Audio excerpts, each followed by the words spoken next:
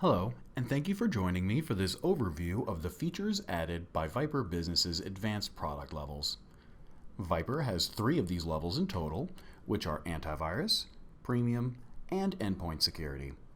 The purpose of this presentation is to provide insights on the benefits gained by upgrading from the entry-level VIPRE antivirus to the fully fledged VIPRE endpoint security.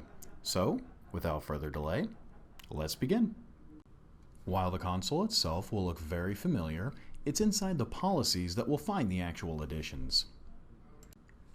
The first of these that we gain from VIPRE's Premium Edition is an extension of a feature which is already present. Standard Browser Protection, which was introduced with version 9 and is available on all versions of VIPRE, provides Web Traffic Protection. This feature allows VIPRE to protect the system against threats which target the browser itself, such as drive-by downloads or browser-based exploits.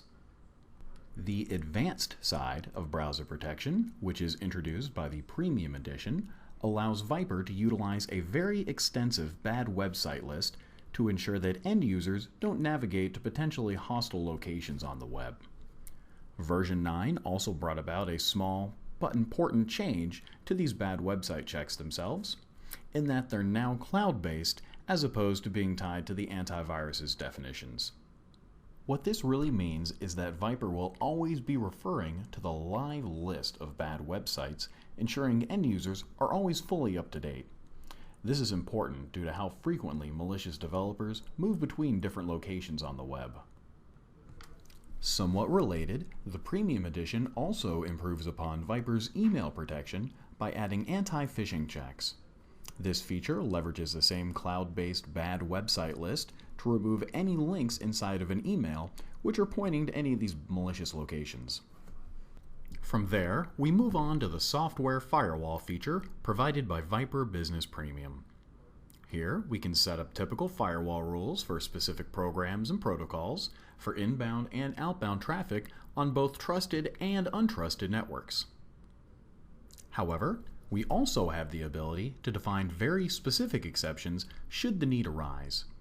Need to create an exception for a specific program going a certain direction aimed at a specific local port? No problem. In addition to standard firewall rules, VIPRE Premium can also utilize an intrusion detection system.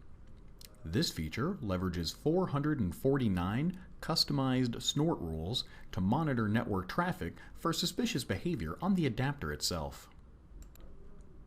Supplementing this is VIPRE's process protection, which guards against code injection.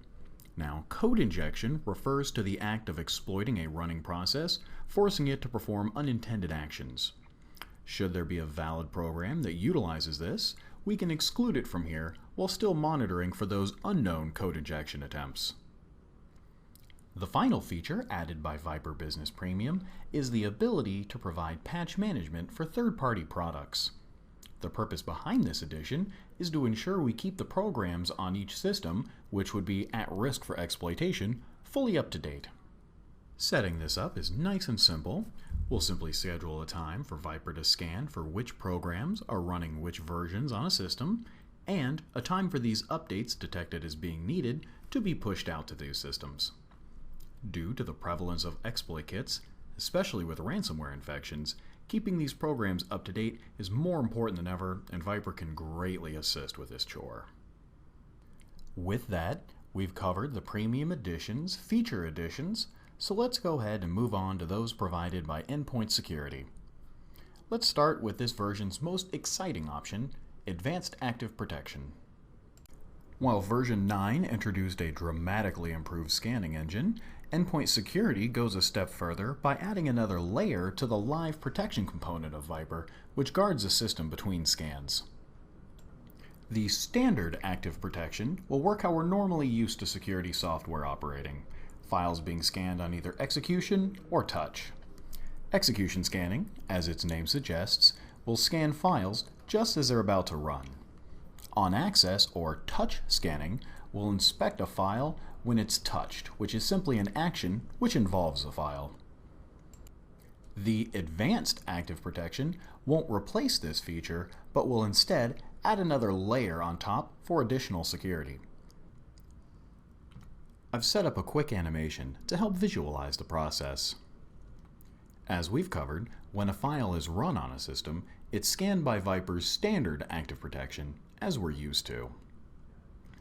The advanced side of active protection comes into play once the file actually executes, monitoring all of the actions the process takes. Should these actions become malicious, VIPRE will respond with a few actions of its own. First off, the process itself will be terminated and the associated file quarantined. Then, thanks to the list VIPRE has of its actions, we can undo a vast majority of changes, the only real limitation being as if files themselves have been changed, obviously because we don't have a backup of every file on the system.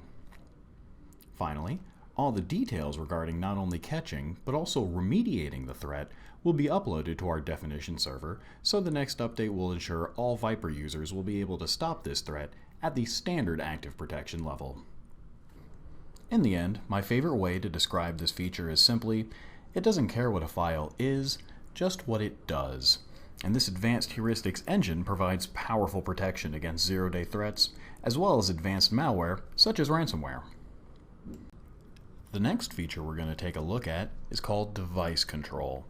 And this feature allows administrators to decide which removable devices end users assigned to a policy with this feature turned on are able to access. Each category can have basic permissions assigned, such as full, read-only, or no access, but the real fun of this feature comes with the granularity that we can have with the exceptions we make to these basic rules. For example, we could say no one in this policy has access to USB flash drives except the administrators group from Active Directory. Or, since we can make exceptions off individual devices, we can say no one has access to any drives outside of one that everyone has read access to.